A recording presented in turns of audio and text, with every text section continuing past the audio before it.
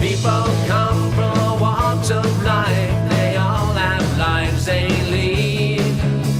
Any and all are welcome here to come and chat. Good morning, everyone, or good evening, wherever you are, and welcome to the show. This is a very special edition, at least for me anyway, all the way from Shanghai, my son, Andrew Scott Brown. Hi, Andrew. Hi, how are you? I'm good, thanks. How are you doing there? I'm all right. I'm not sure where to start. I was just thinking about maybe what you were doing before you went to China. Like how did that all come about? Right. Well, it's quite a long time ago now, right? So it was I came here in 2003. So I had been I went to school for music production and audio engineering, and I had done that for a few years in Toronto, working mainly in television and film. And along the way, I started teaching what I was doing. Basically, I started teaching at a college in Toronto. So I taught like post-production, how people do sound effects and voiceovers and things like that. And I just sort of found that, I had gotten into that line of work because I'd always been interested in music, and I never planned on making money through like music. So it seemed like something close. But it turned out that when you do that work, most of the stuff you work on is really boring. The kinds of TV shows you get are not ones that you choose to watch. And if you do work on music, it's not usually something you'd listen to. So it wasn't something I enjoyed. But I actually enjoyed the teaching side of it. So it was fun teaching students. So, again, it's a long time ago, and I had a choice. I just finished a big project, and I took some time off, and I was thinking about what I needed to do next, or what I wanted to do next. And I didn't want to go back to school for 4 years to do a teaching diploma. So that, the next step was teaching English, and which at that time was, I wouldn't say new, but it was a different industry than it is now. And with where I was at, there was a few places you could go, lots of places in South America, Eastern Europe, Korea, Thailand was big, and China. And I just kind of picked China, basically.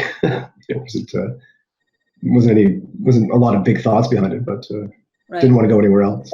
Right. Well, before we get to the China part, let's get back to the studio for a second. Like, while you were doing that, did you meet anybody that we would know, that I would know, maybe while you were, in the recording studio?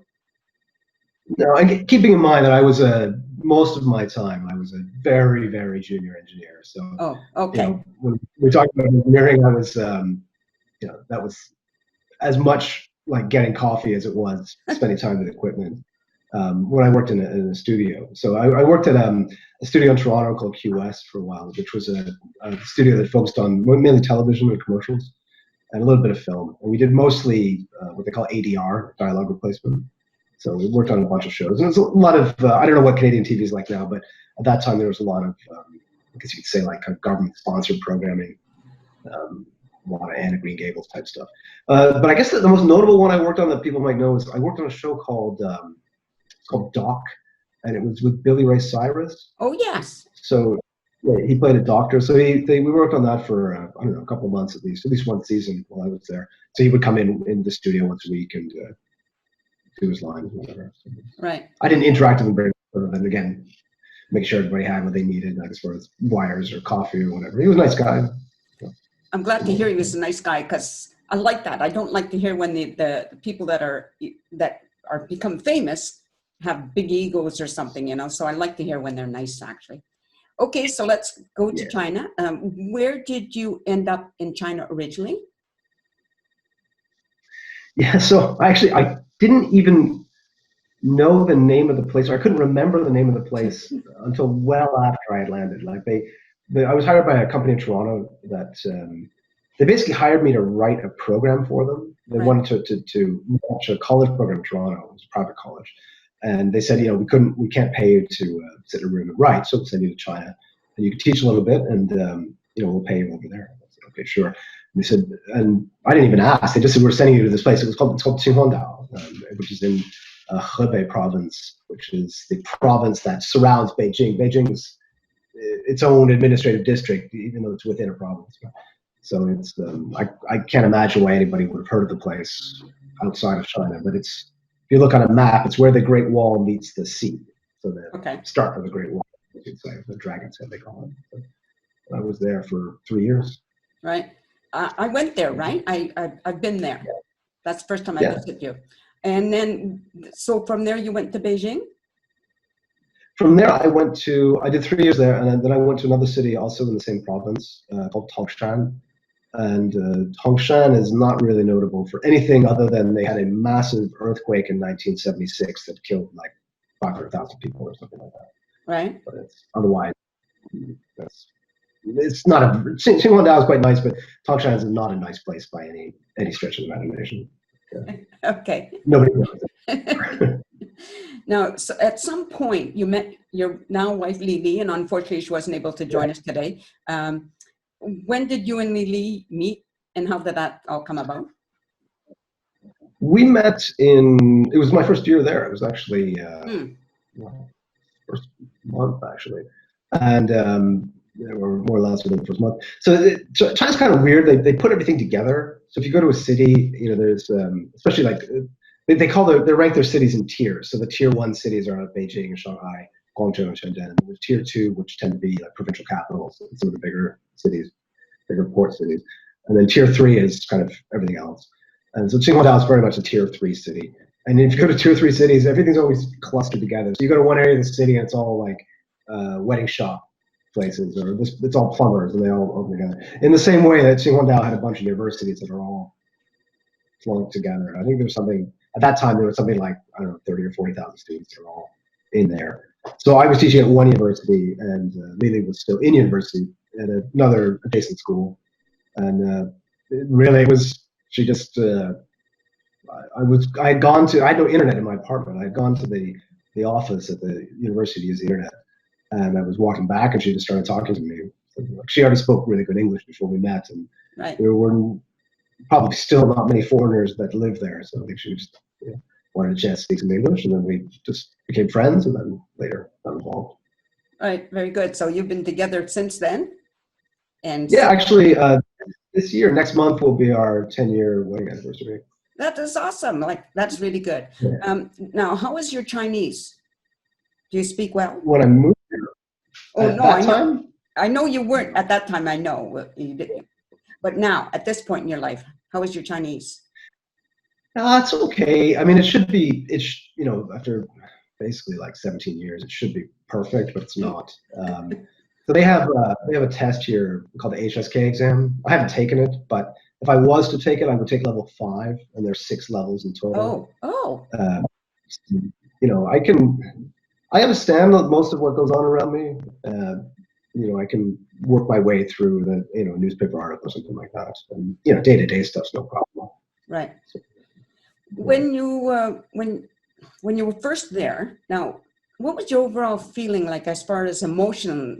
Were you like, I know you're not the hugely excitable type of person. You're pretty calm as a rule, but how did you explain to me how you felt? It's hard to summarize. I tend not to have expectations. No, well, that's not true. But I do sometimes. But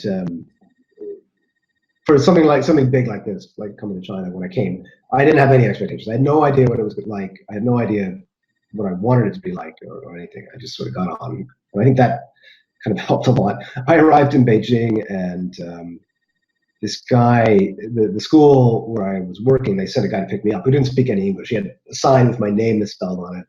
And he saw me grab my luggage and basically started almost running to the car. And they put me in this like little old minivan. He didn't speak English. There were 3 other people in the van. They didn't speak English.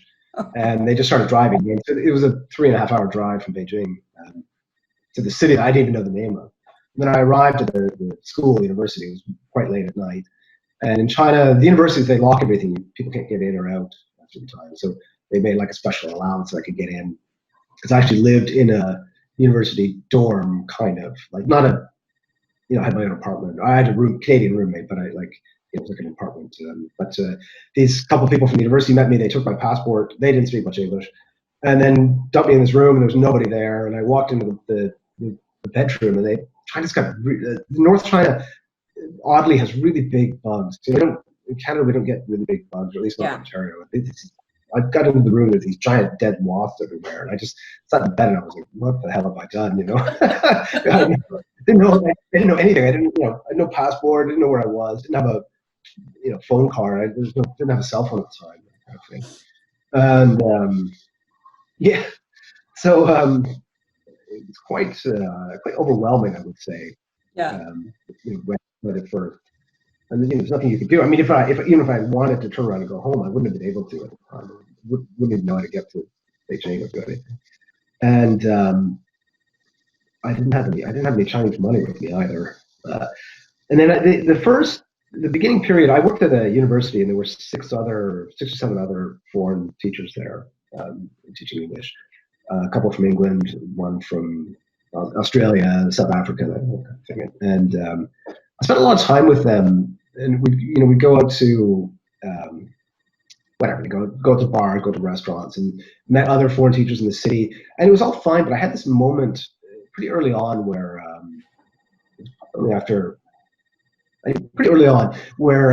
realized, like, while they were nice people, most of them, they weren't people that I would have hung out with. The only reason I was hanging out with them was because we were all not Chinese. Right. So I stopped that more or less right away. And I'd also met Lily at that time. So we spent a little bit more time together. And I eventually moved into my own apartment outside of the university. And I started doing, I think, what you need to do when you move to a new country that's quite foreign is I started taking music lessons. I was studying a music instrument here, and got to know the neighbors, and I got my own places that I like to go to without connection to all the other foreigners. And sometimes I see them, and sometimes I wouldn't. I wasn't avoiding them, but I wanted to have my own life. My life ended up being more integrated with the local community than it had been when I first arrived. And so, I just sort of I went from that sort of shock on initial arrival to kind of being in the swing of it. It was quite. I don't know. Thinking back like this many years, it's hard to say, but it's. I can't say China feels like home, because it's not. China is always, you're always a foreigner in China. Right. No way around. But I'm very accustomed to things here, and I can't. It's basically like home, so it doesn't feel like anything. And it got that way pretty quickly early on. Did you ever get homesick? Like, was there ever a point where you thought, oh, gee, I want to go back to Canada? Because I just want the audience to know he has not been back since. He's planned it a number of times, but it just hasn't happened. Yeah, and this should have been the year, actually. But yeah. So was there a time when you homesick? I don't, not so much. Like I don't. I'm not a. I don't really do regret. I don't really do looking back so much. Yeah. And so in the sense of like wanting to move back to Canada, no, because there's not really. I can't see how I could build a future there. Okay. It's not like I'm stuck in China. I mean, we talk all the time about places that I'd love to be in Singapore, or I was in Indonesia for a couple of years, which I loved, and there's lots of places where I know I could go and continue to build on the life I had. But Canada's just not that place right now. I mean, there's things about it, like I spent because I was living in Toronto my last few years there, and I told you I took a holiday before I came here, and during that holiday I spent a lot of time going to the Art Gallery of Ontario has a free day, the Royal Ontario Museum has a free day, so I used to go there all the time. And there's a lot of great music in Toronto. There's a great old Baroque orchestra, and there's a place that does a lot of new music, experimental and old stuff. So I was sort of involved in all that and did that a lot. And you don't get that in China at all. You can get traditional music, and you can get like kind of syrupy pop music, and that's it. There's really nothing else to that. So I miss some of the cultural aspects. Of course, I'd like to see people from back home, sure, but you come here regularly, and well, not regularly enough, but have come here fairly often. I love going there. I love China. I loved it also when you were in Indonesia too. I'm glad you moved there, because I probably would never have gone that direction had you not moved there. Right? Yeah, I know what you mean. So let's change subject. What are you doing now as far as career is concerned? Well, I work on education projects basically, and a lot of stuff. So involved in one company that's opened several schools in Shanghai and a few other places in China. But the biggest thing that I'm working on, and most stuff that I'm most interested in right now, is that I'm involved in it's a very small part, but I'm involved in there's a government sort of initiative, what they call anti-poverty. So it's started by the federal government, the central government in China, and one of their goals is to sort of alleviate poverty, because people, I think maybe if you see Shanghai, if you see China on the news, you see Shanghai, Beijing, Shenzhen, and those are quite developed cities, but Right. There's still several 100 million rural poor in China. So it's working with those regions and in terms of trying to sort of bring them up so they're more developed. So I work on I do an education project related to that. So there's some I haven't had a chance to go there yet, but it's way in the west, I guess. Right. This area of China near the border of Tajikistan. It's quite remote. So I basically handle the project management and some of the curriculum design for doing some language teaching. Now, you're also a co-owner, are you not, of a number of schools? Yeah, of a company. Yeah, you could say that. Yeah. I mean, isn't it that in China a foreigner can't own 100% of a company? Is that correct? Oh, you guys, I hear that all the time in North America. I don't know where that stupid idea started. Oh, I don't know. That's what I heard. Yeah, that's not true. Yeah, so that's absolutely not true. Absolutely not true. I won't get into the whole legal structure of it, but there's a class of business in China that's called we call it a wolfie. It's a wholly foreign-owned entity, and it's been in existence for forever, for at least 30 years. So it's absolutely possible for foreigners to own businesses. Okay. My error. No, it's a very common mistake. Anyway, I own several businesses, so it's not several companies. It's not a.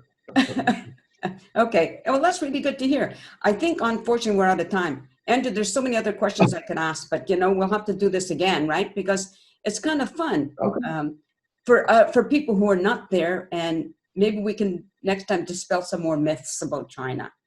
I just want to say Sure. that whenever I've been there, I've always been treated well. I've never been given a hard time by anybody, which I think is awesome, right? Oops, you've gone, for some reason your screen froze, but we will end it here.